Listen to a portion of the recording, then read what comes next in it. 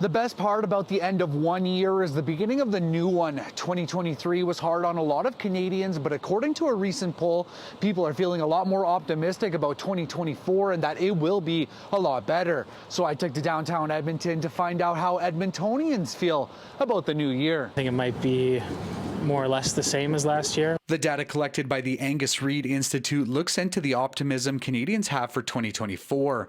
But according to the data, there are some mixed feelings amongst Canadians. 2 in 5 Canadians think the year will be better, while around 17% that were polled think it's just going to get worse. But for some people that I spoke to on Thursday, they say a few things need to happen in order for the year to be considered good. Only if inflation goes down or stops, or I get a raise. Only because, yeah, that's the one thing that's been like the big stressor, I think. I think, especially after like the pandemic, last year was maybe a little bit more rough, but as we distance ourselves from that, it'll just begin to improve and get better. The president of the Angus Reid Institute told City News over the phone on Thursday that those topics were discussed with Canadians that were polled. In order for 2024 to be a good year for Canadians, they want to see improvements to their physical and mental health on top of quality of life.